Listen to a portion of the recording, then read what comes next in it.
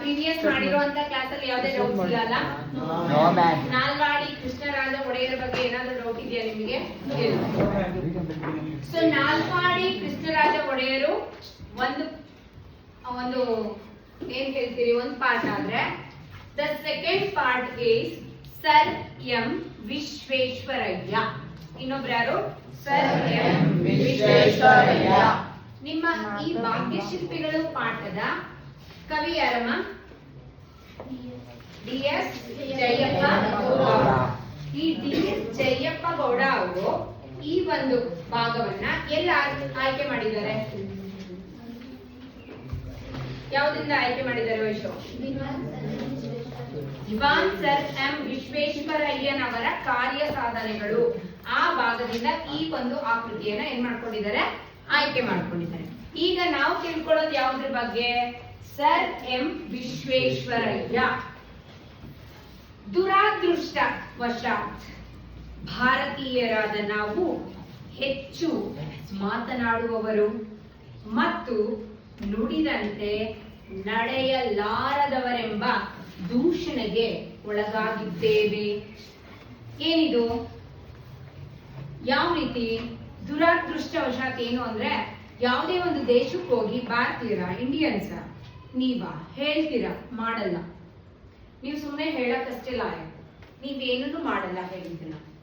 So ನೀನ Indian ಸ್ಟೂಡೆಂಟಾ, ನೀನ್ ಹೇಳ್ತೀಯ ಅಷ್ಟೇ, ನೀನ್ ಮಾಡಲ್ಲ. ಈ ರೀತಿ ಒಂದು ವಿಚಾರ ಎಲ್ಲ ಕಡೆ ಸ್ಪ್ರೆಡ್ ಆಗಿದೆ, ಯಾವುದೇ ದೇಶಕ್ಕೆ ಹೋದ್ರೂ ಕೂಡ.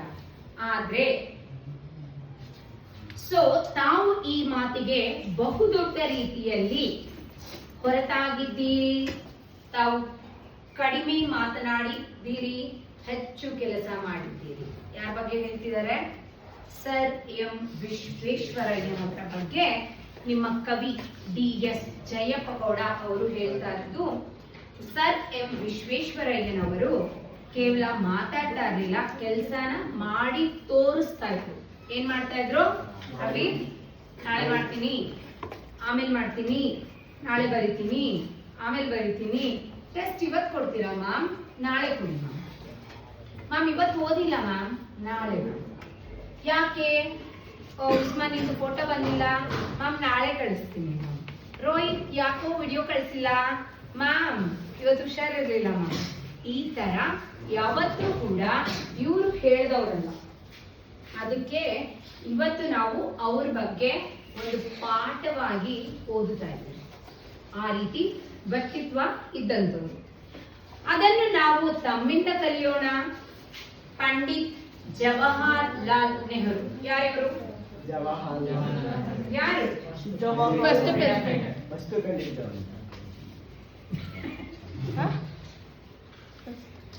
Who is our first prime minister?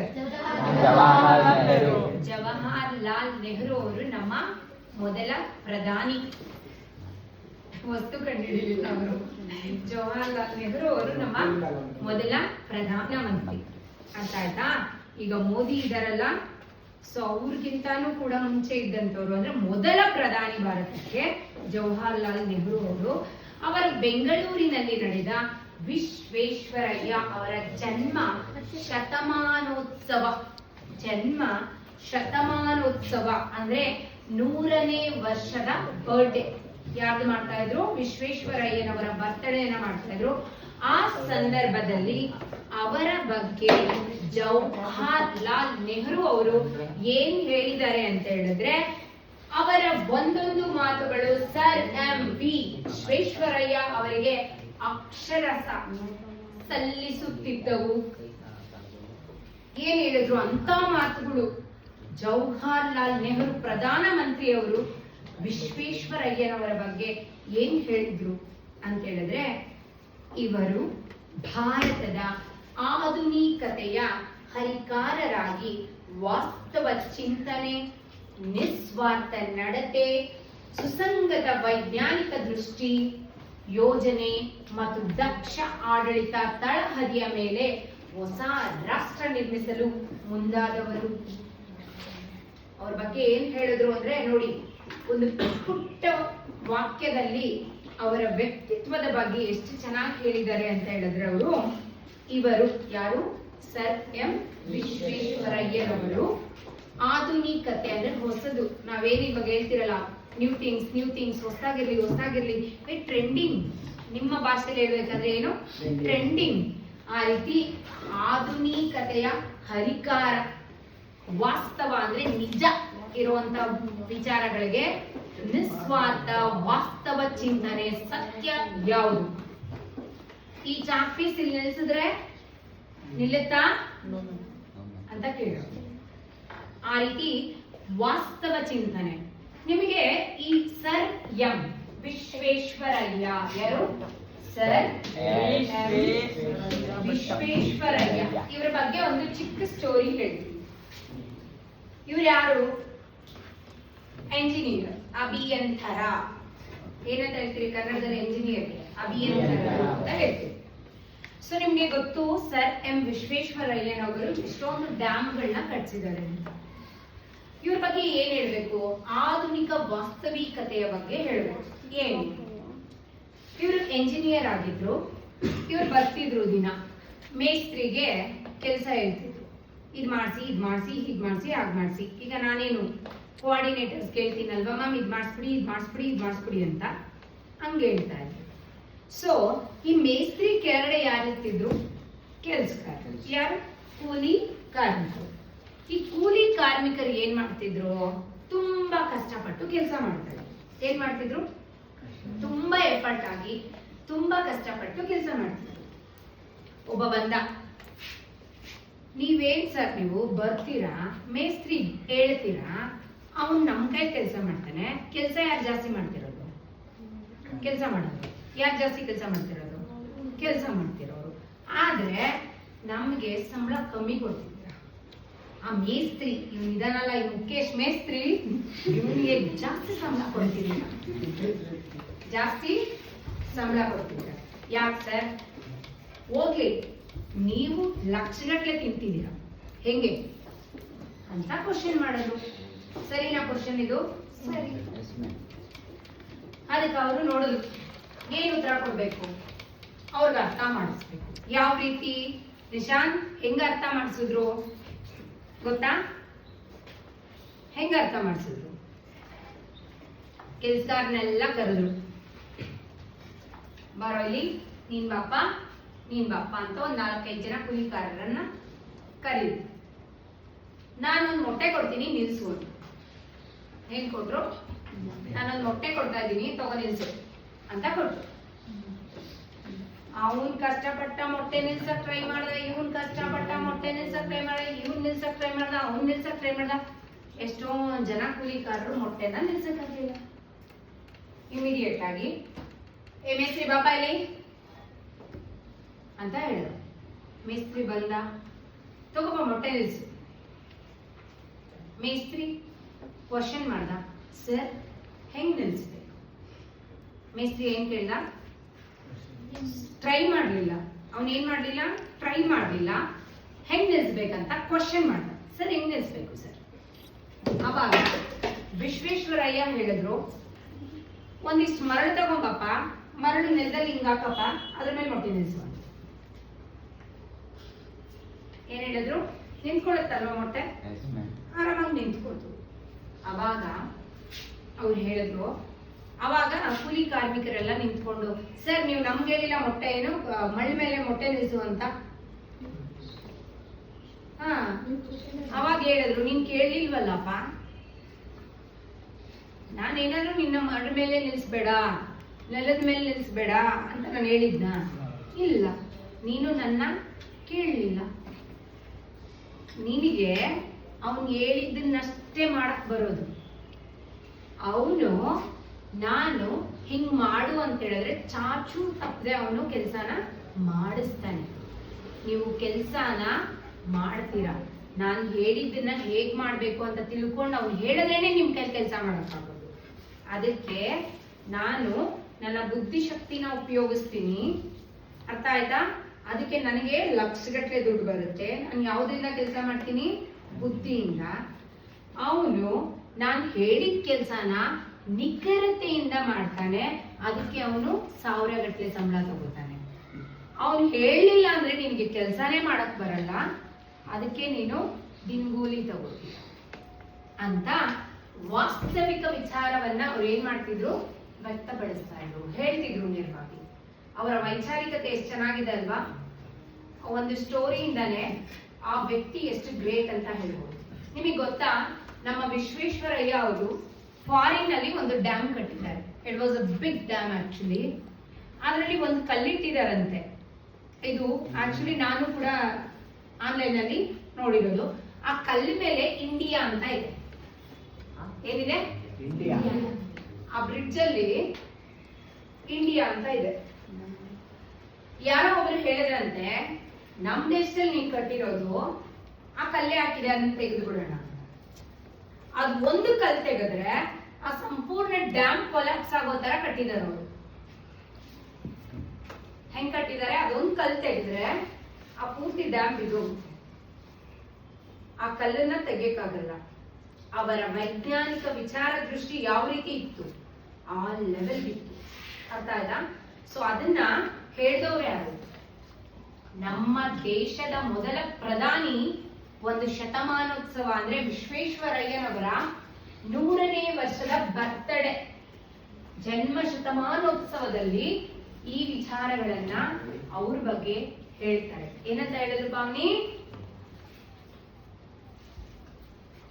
ಅವರು ಆಧುನಿಕತೆಯ ಹರಿಕಾರ, ವಾಸ್ತವ ಚಿಂತನೆ, ನಿಸ್ವಾರ್ಥ ನಡತೆ, ಸುಸಂಗತ ವೈಜ್ಞಾನಿಕ ದೃಷ್ಟಿ. ಯಾವ ರೀತಿ ವೈಜ್ಞಾನಿಕ ದೃಷ್ಟಿ ಗೊತ್ತಲ್ಲ, ಅದನ್ನು ಕಲ್ತಿದ್ರೆ ಬ್ರಿಡ್ಜ್ ಬಿದ್ದೋಗುತ್ತೆ ಅನ್ನೋ ತರ. ಯೋಜನೆ ಮತ್ತು ದಕ್ಷ ಆಡಳಿತದ ತಳಹದಿಯ ಮೇಲೆ ಹೊಸ ರಾಷ್ಟ್ರ ನಿರ್ಮಿಸಲು ಮುಂದಾದಂತಹ ವ್ಯಕ್ತಿ ಯಾರು? Sir M Visvesvaraya. ಇವರೆಲ್ಲಿ ಹುಟ್ಟಿದ್ರು? ಮಾಮ್ ಇಷ್ಟೆಲ್ಲ ಬುದ್ಧಿ ಇದೆ ಅಂದ್ರೆ ಇವ್ರು ಯಾರೋ ಸಾಫ್ಟ್ವೇರ್ ಮನೇಲಿ ಹುಟ್ಟಿರ್ಬೇಕು ಮಾಮ್, ಅವ್ರೊಂದು ಲಕ್ಷ ಕೊಟ್ಟು ಓದಿರ್ಬೇಕು ಮಾಮ್ ಅಂತನಾ? ಅವ್ರ ಬಗ್ಗೆ ತಿಳ್ಕೊಳ್ಳೋಣ ಈಗ. ಅವ್ರು ಎಲ್ಲಿ ಹುಟ್ಟಿದ್ರು, ಹೇಗೆ ಹುಟ್ಟಿದ್ರು? ಬೆಳಗ್ಗೆ ನಾನು ಹೇಳಿದೆ, ನಾಲ್ವಾಡಿ ಕೃಷ್ಣರಾಜ ಒಡೆಯರ್ ಅವ್ರಿಗೆ ತಂದೆ ಇದ್ರ? ಅವ್ರ ಅಮ್ಮ ಕಲಿ ಅಂತಿದ್ರು. ಅವನೇನ್ ಮಾಡ್ದ? ಚೆನ್ನಾಗಿ ಕಲ್ತ್ಕೊಂಡ, ದಕ್ಷ ಅಧಿಕಾರಿ ಅಂತ ಅಲ್ವಾ? ಅದೇ ರೀತಿ ವಿಶ್ವೇಶ್ವರಯ್ಯ ಅವರ ಒಂದು ಬಾಲ್ಯದ ಚರಿತ್ರೆ ಬಗ್ಗೆ ತಿಳ್ಕೊಳ್ಳೋಣ. ವಿಶ್ವೇಶ್ವರಯ್ಯ ಅವರು ಕ್ರಿಸ್ತ ಶಕ 1860ರಲ್ಲಿ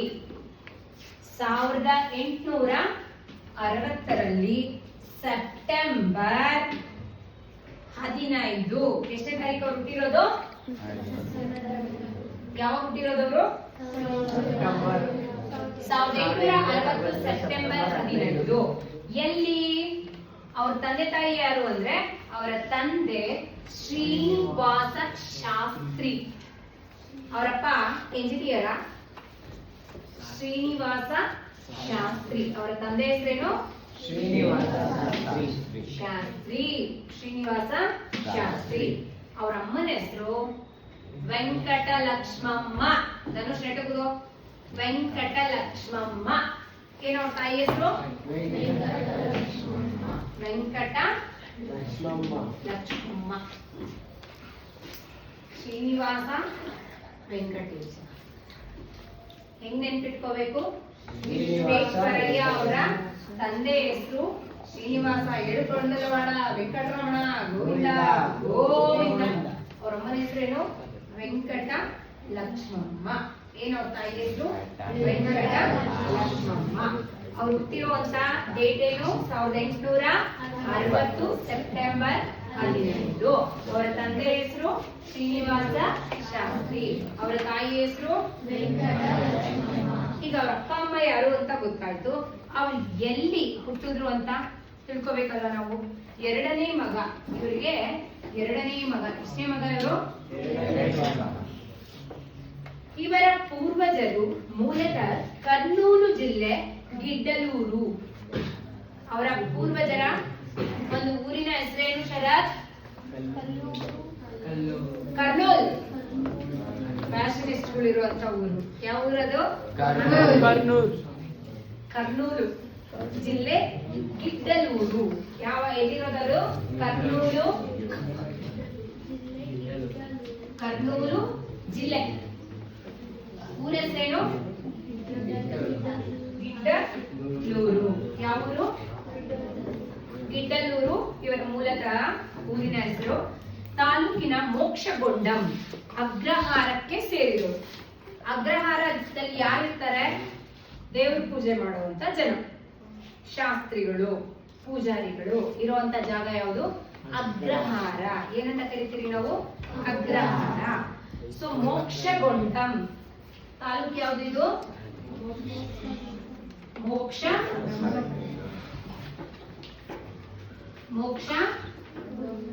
ಗೊಂಡಂ. ಈಗ ಹೇಳಿ. ಸರ್ ಎಂ ವಿಶ್ವೇಶ್ವರಯ್ಯನವರು 1860 ಸೆಪ್ಟೆಂಬರ್ 15ರಂದು ಎರಡನೇ ಮಗನಾಗಿ ಶ್ರೀನಿವಾಸ ಶಾಸ್ತ್ರಿ ಹಾಗೂ ವೆಂಕಟ ಲಕ್ಷ್ಮಮ್ಮ ಅವರ ಮಗನಾಗಿ ಕರ್ನೂಲು ಜಿಲ್ಲೆಯ ಮೋಕ್ಷಗೊಂಡಂ ತಾಲೂಕಿನ ಗಿಡ್ಡಲೂರು ಗ್ರಾಮದಲ್ಲಿ ಜನಿಸಿದರು. ಕರೆಕ್ಟಾ ರೋಹಿತ್? ನೆಕ್ಸ್ಟ್ ನೀನು ಹೇಳ್ಬೇಕು. ಕಾರಣಾಂತರದಿಂದ ಕರ್ನಾಟಕಕ್ಕೆ ವಲಸೆ ಬಂದು ಚಿಕ್ಕಬಳ್ಳಾಪುರ ಸಮೀಪದಲ್ಲಿರುವ ಮುದ್ದೇನಹಳ್ಳಿಯಲ್ಲಿ ನೆಲೆಸಿದರು. ಒಂದೊಂದ್ಸತಿ ನಾವು ಊರ್ ಬಿಟ್ಟು ಊರಿಗೆ ಬರ್ತಿರಲ್ವಾ? ಈಗ ನಾನು ಹೇಳ್ತಾ ಇದ್ದೀನಿ, ರೋಹಿತ್ ನೀನ್ ಯಾವ ಊರು? ಆಲಮಡುಗು. ಯಾವ ಊರಪ್ಪ? ಎಲ್ಲಿರೋದದು? ಆಂಧ್ರದಲ್ಲಿ ಆಲಮಡುಗಲ್ಲಿ ಇದ್ದ. ನೀನ್ ಬೆಂಗಳೂರಿಗೆ ಬಂದು ಇದೆಯಲ್ಲ, ಹಂಗೇನೆ ಇವರು ಕೂಡ ಆಂಧ್ರನ ಬಿಟ್ಟು ಎಲ್ಲಿಗೆ ಬರ್ತಾರೆ? ನಮ್ಮ ಚಿಕ್ಕಬಳ್ಳಾಪುರದ ಮುದ್ದೇನಹಳ್ಳಿ. ಯಾವ ಊರಿಗೆ ವಲಸೆ ಬರ್ತಾರ ಅವರು? ಚಿಕ್ಕಬಳ್ಳಾಪುರ. ಯಾವ ಊರು?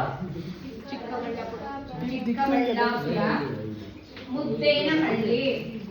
ಏನ್ ಊರದು? ಯಾವ ಊರಿಗೆ ಬರ್ತಾರೆ? ಮುದ್ದೇನಹಳ್ಳಿಗೆ ಬರ್ತಾರೆ. ಬಂದ್ ಏನ್ ಮಾಡ್ತಾರೆ?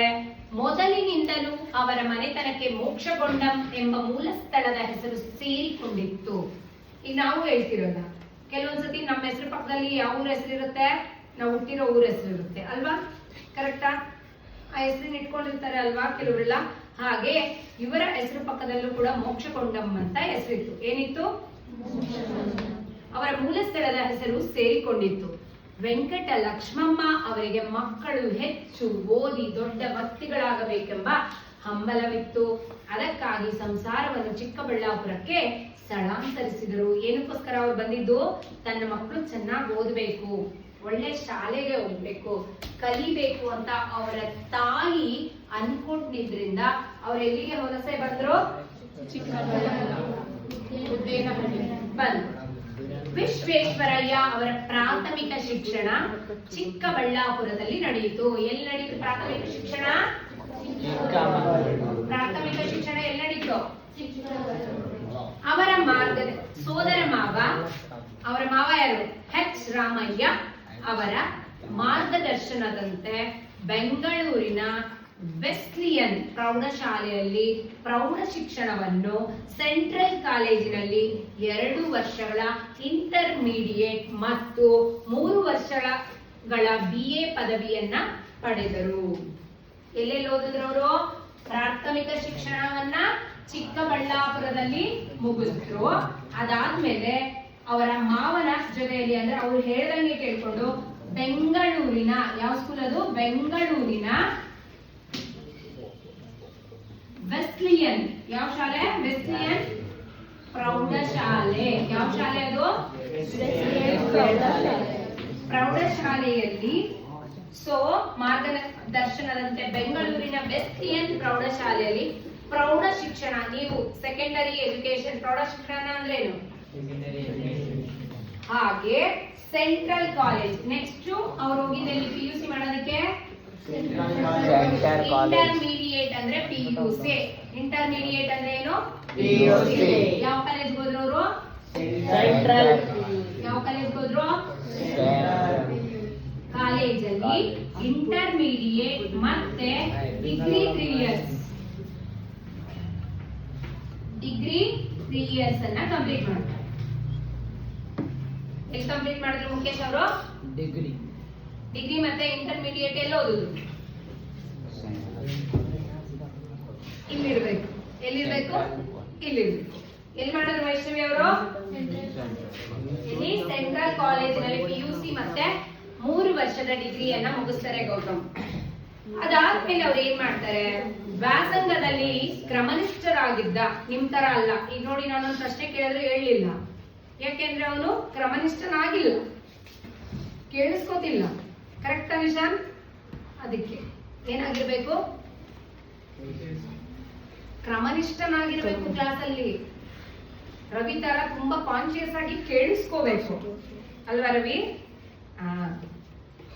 ಸೊ ಕ್ರಮನಿಷ್ಠರಾಗಿದ್ದರಿಂದ ಅವರು ಜೀವನದಲ್ಲಿ ಉನ್ನತವಾಗಿದ್ದನ್ನ ಸಾಧಿಸಬೇಕೆಂಬ ದೃಢ ನಿರ್ಧಾರ ಅವರ ಚಿಕ್ಕ ವಯಸ್ಸಿನಲ್ಲೇ ಇತ್ತು. ಅದಕ್ಕೆ ತಕ್ಕನಾದ ಪ್ರತಿಭೆ ಇತ್ತು. ಅವರಲ್ಲಿ ಏನಿತ್ತು? ಪ್ರತಿಭೆ, ಟ್ಯಾಲೆಂಟ್. ಏನಿತ್ತು? ಏನಿತ್ತು ಅಕ್ಷರ? ಟ್ಯಾಲೆಂಟ್. ಮನೋಸ್ಥೈರ್ಯ. ಇನ್ನೇನಿತ್ತು ಅವರಿಗೆ? ಮನೋಸ್ಥೈರ್ಯ. ನನಗೆ ಏನೇ ಕಷ್ಟ ಬರಲಿ ನಾನು ಮಾಡ್ಬೇಕು ಅನ್ಕೊಂಡಿದ್ದನ್ನ ಮಾಡ್ಬೇಕು. ನನಗೆ ನಿದ್ದೆ ಬರ್ತಾ ಐತೆ, ಮಂಜು ಮ್ಯಾಮ್ ಪಾಠ ಕೇಳಿಸ್ಕೋಬೇಕು. ಯಾಕೆ ಅಂದ್ರೆ ಅವ್ರು ಲಾಸ್ಟ್ ಅಲ್ಲಿ ಪ್ರಶ್ನೆಗಳ ಮೇಲೆ ಪ್ರಶ್ನೆ ಕೇಳ್ತಾರೆ ಅಲ್ವಾ ಸ್ವಲ್ಪ? ಹಂಗೆ ಮನೋಸ್ಥೈರ್ಯ ಅವರಲ್ಲಿ ಇತ್ತು. ಅಂದಿನ ಮೈಸೂರಿನ ದಿವಾನರಾಗಿದ್ದ ಸಿ ರಂಗಾಚಾರ್ಯ. ದಿವಾನ್ ಅಂದ್ರೆ ಏನ್ ಹೇಳಿದೆ ಬೆಳಗ್ಗೆ? ಮಂತ್ರಿ. ಇವರು ಇದ್ದಂತ ಸಂದರ್ಭದಲ್ಲಿ ಇದ್ದಂತ ಮಂತ್ರಿ ಯಾರಲ್ಲಿ? ರಂಗಾಚಾರ್ಯ. ಯಾರಿದ್ರು ಸಚಿವ? ಯಾರಿದ್ರು ಅಲ್ಲಿ? ರಂಗಾಚಾರ್ಯ. ನೀಡಿದ ವಿದ್ಯಾರ್ಥಿ ವೇತನ ಸೌಲಭ್ಯವನ್ನು ಬಳಸಿಕೊಂಡು ಪೂನಾದ ಎಂಜಿನಿಯರಿಂಗ್ ಕಾಲೇಜ್ಗೆ ಸೇರ್ಕೊಳ್ತಾರೆ. ಎಲ್ಲಿ ಸೇರ್ಕೊಳ್ತಾರೆ ಅವರು? ಅವ್ರ ಅಪ್ಪ ಅಮ್ಮ ಏನಾದ್ರು ದುಡ್ಡು ಕೊಟ್ರ? ಇಲ್ಲ. ವಿದ್ಯಾರ್ಥಿ ಅವ್ರು ಚೆನ್ನಾಗಿ ಓದಿರೋದ್ರಿಂದ ಅವ್ರಿಗೆ ಸ್ಕಾಲರ್ಶಿಪ್ ಸಿಕ್ತು. ಎಲ್ಲಿಂದ ಸಿಕ್ತು? ಮೈಸೂರಿನ ದಿವಾನರಾದಂತಹ ರಂಗಾಚಾರ್ಯ ಅವರು ಕೊಟ್ಟಂತ ವಿದ್ಯಾರ್ಥಿ ವೇತನದಿಂದ ಯಾವ ಕಾಲೇಜಿಗೆ ಸೇರ್ಕೊಳ್ತಾರೆ ಅವರು?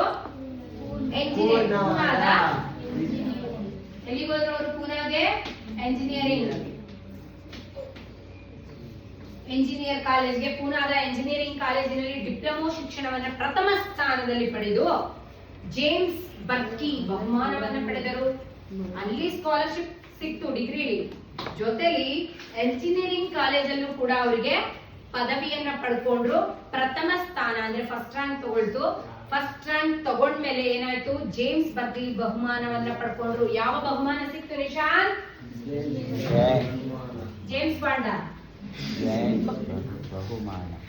ಯಾವ ಒಂದು ಬಹುಮಾನ?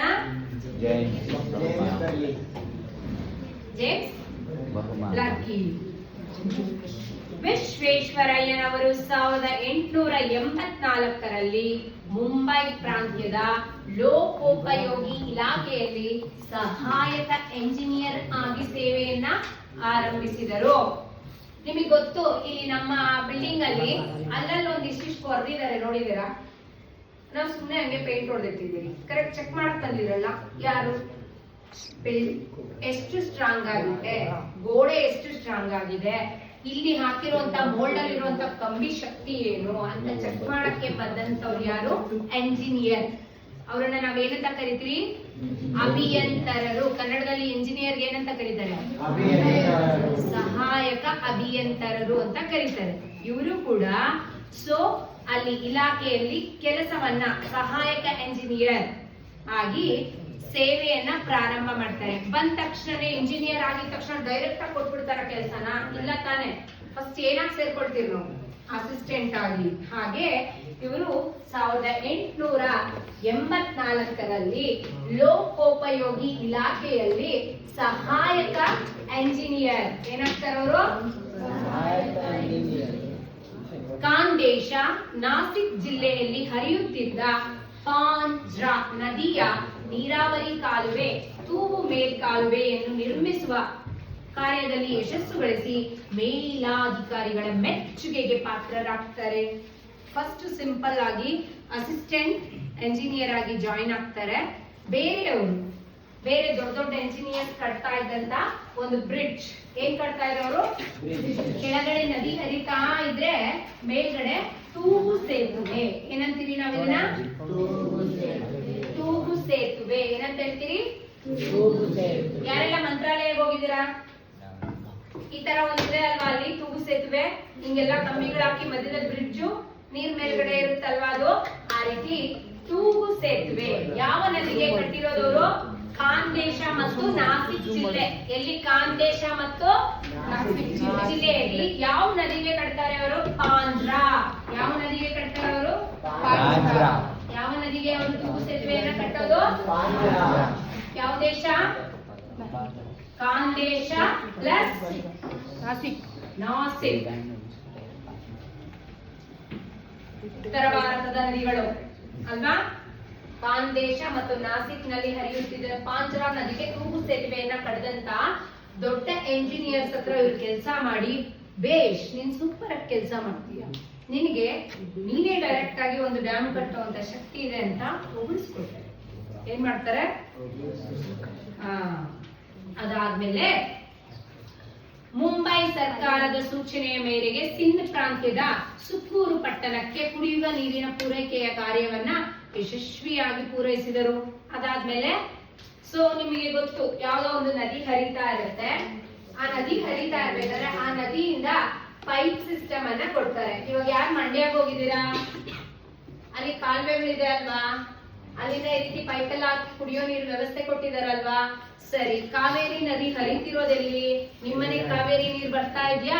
ಆ ರೀತಿ ಅದನ್ನ ಯಾರು ಸೆಟ್ ಮಾಡಿರೋದು? ಈ ರೀತಿಯಾದಂತ ಎಂಜಿನಿಯರ್ಸ್. ಎಲ್ಲೋ ಹರಿತಿರುವಂತ ಕಾವೇರಿ ನದಿ ನೀರನ್ನ ಫಿಲ್ಟರ್ ಮಾಡಿ ದಿನನಿತ್ಯ ನಮ್ಗೆ ಕುಡಿಯೋ ನೀರನ್ನ ಕೊಡ್ತಾರೆ. ಅದೇ ರೀತಿ ಇವರು ಕೂಡ ಮುಂಬೈ ಸರ್ಕಾರದ ಸೂಚನೆಯಂತೆ ಸಿಂಧ್ ಪ್ರಾಂತ್ಯದ ಸುತ್ತೂರು ಪಟ್ಟಣಕ್ಕೆ ಕುಡಿಯುವ ನೀರಿನ ವ್ಯವಸ್ಥೆಯನ್ನ ಮಾಡಿಕೊಡ್ತಾರೆ. ಯಾವ ಏರಿಯಾಮ? ಮಂಡ್ಯ. ಯಾವ ಏರಿಯಾ? ಸಿಂಧ್ ಪ್ರಾಂತ್ಯ. ಯಾವುದು? ಸಿಂಧ್ ಪ್ರಾಂತ್ಯ. ಯಾವ ಸರ್ಕಾರ ಇದಕ್ಕೆ ಇದು ಮಾಡೋದು? ಮುಂಬೈ ಸರ್ಕಾರ. ಯಾವ ಸರ್ಕಾರ ಹೆಲ್ಪ್ ಮಾಡೋದು? ಮುಂಬೈ. ಅದನ್ನ ಕಂಪ್ಲೀಟ್ ಮಾಡ್ತಾರೆ. ಮುಂಬೈ ಪ್ರಾಂತ್ಯದ ಗವರ್ನರ್ ಆಗಿದ್ದ ಲಾರ್ಡ್ ಸನ್ ಹರ್ಟ್ಸ್. ಹರ್ಷ ಅಲ್ಲ, ಲಾರ್ಡ್ ಸನ್ ಹರ್ಟ್ಸ್ ಅವರು ಮುಕ್ತ ಕಂಠದಿಂದ, ಮುಕ್ತ ಕಂಠ ಅಂದ್ರೆ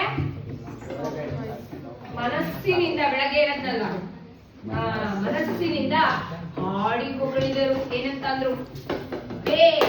ಎಲ್ಲಾರ್ಗು ನೀರ್ ಕೊಟ್ಬಿಟ್ಟೆ ನೀನ್ ಕುಡಿಯೋದಕ್ಕೆ, ಎಂತ ಎಂಜಿನಿಯರ್ ಅಪ್ಪ ನೀನು ಅಂತ ಹಾಡಿ ಹೊಗಳ್ತಾರೆ. ಯಾರು ಹಾಡಿ ಹೊಗಳೋದವ್ರನ್ನ? ಯಾವ ಗವರ್ನರು? ಯಾವ ಗವರ್ನರ್ ಅವರು? ಲಾರ್ಡ್ ಸಂಡೆನಾ ಸಂಡರ್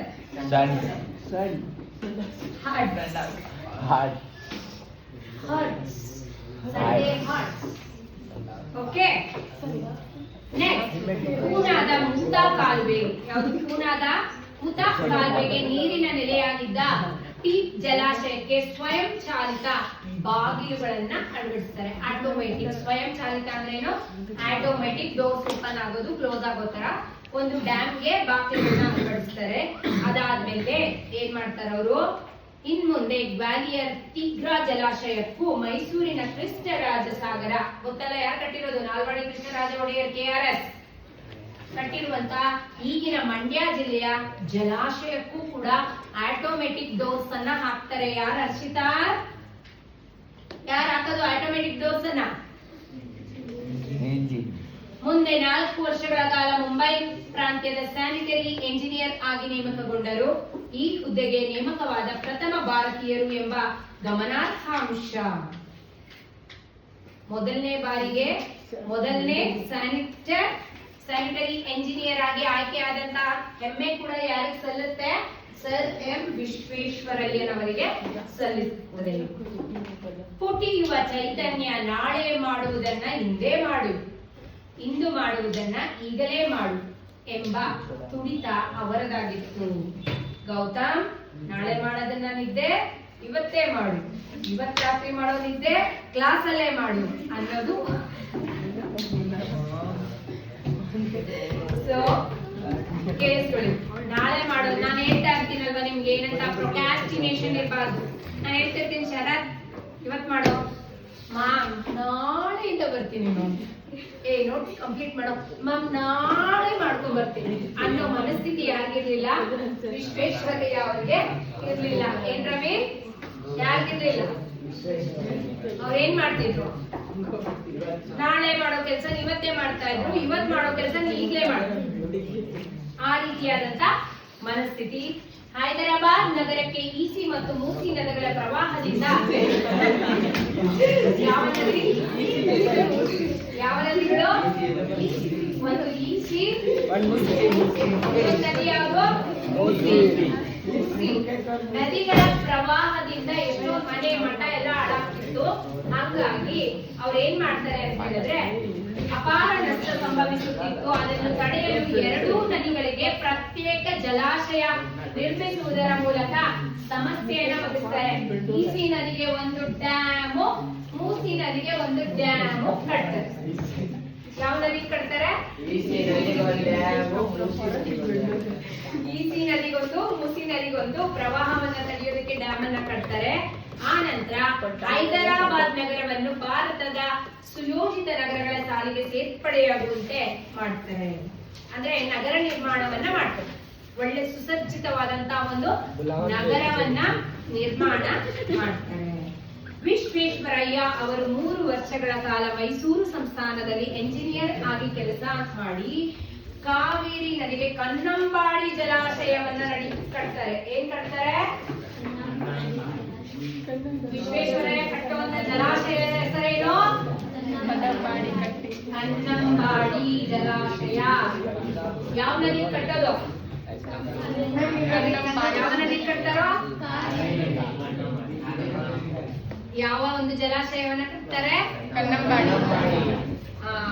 ಸೊ ನಂತರ ಏನ್ ಮಾಡ್ತಾರೆ? ರೈಲು ಮಾರ್ಗಗಳ ವಿಸ್ತರಣೆ ಕ್ರಮ, ತಾಂತ್ರಿಕ ಶಿಕ್ಷಣ ಅಭಿವೃದ್ಧಿಗೆ ಯೋಜನೆ, ಮಾರಿ ಕಣಿವೆ ಜಲಾಶಯ, ಬೆಳಗ್ಗೆ ಒಂದು ವಾಣಿ ವಿಲಾಸ ಸಾಗರ ಕಟ್ಟಿದ್ರಲ್ಲ, ಆ ಜಲಾಶಯದ ಪುನರ್ ವ್ಯವಸ್ಥೆ ಅಂದ್ರೆ ಆಟೋಮೆಟಿಕ್ ಡೋರ್ಸ್ ಹಾಕೋದು, ಆ ತರದನ್ನ ಇವ್ರು ಮಾಡ್ತಾರೆ. ಅದ್ರ ಜೊತೆಗೆ ಸಣ್ಣ ನೀರಾವರಿ ವ್ಯವಸ್ಥೆಗೆ ಮರುಜೀವವನ್ನ ಕೊಡ್ತಾರೆ.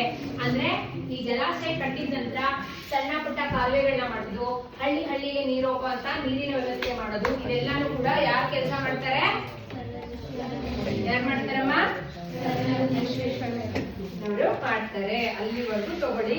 ನಾಳೆ ಮತ್ತೆ ಇನ್ನೊಂದು 2 ಪ್ಯಾರಾಗ್ರಾಫ್ ಅನ್ನ ಮಾಡೋಣ. ಯಾಕೆಂದ್ರೆ ಎಲ್ಲ ಕಣ್ಣಲ್ಲೂ ಯಾಕೋ ನಿದ್ದೆ ಕಾಣಿಸ್ತಾರೆ.